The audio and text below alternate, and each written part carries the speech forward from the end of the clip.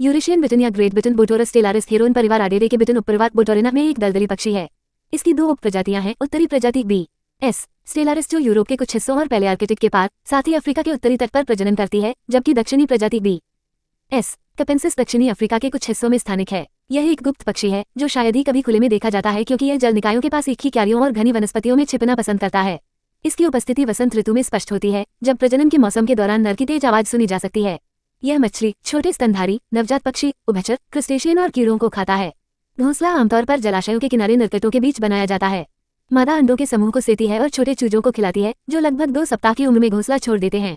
वह तब तक उनकी देखभाल करती रहती है जब तक कि वे लगभग 6 सप्ताह बाद पूरी तरह से विकसित नहीं हो जाते। इसकी विशिष्ट आवास आवश्यकताओं और इसकी सीमा में आर्द्रभूमि में सामान्य कमी के कारण विश्व स्तर पर इसकी आबादी में गिरावट देखी जा रही है।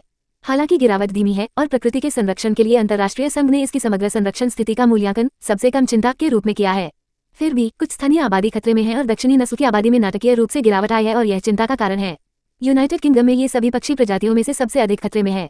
आमतौर पर एकांत में रहने वाला यूरेशियन बिटुरन एक ही क्यारियों में चारा तलाशता है, छिपकर चलता है या जलाशय के ऊपर स्थिर रहता है, जहां शिकार हो सकता है। यह एक शर्मीला पक्षी है और अगर इसे परेशान किया जाए तो यह अक्सर अपनी चोंच को सीधे ऊपर की ओर करता है और उसी स्थिति में जम जाता है, जिससे इसके रहस्यमय पंख आसपास के नरकटों में मिल जाते हैं। इस क्रिया को बिटनिंग के रूप में जाना जाता है। इस स्थिति में रहने पर गले और छाती पर लगे लंबे पंखों की ढाल नीचे की ओर झुक जाती है और गर्दन को छिपा देती है, जिससे सिर और शरीर की रूपरेखा अस्पष्ट हो जाती है।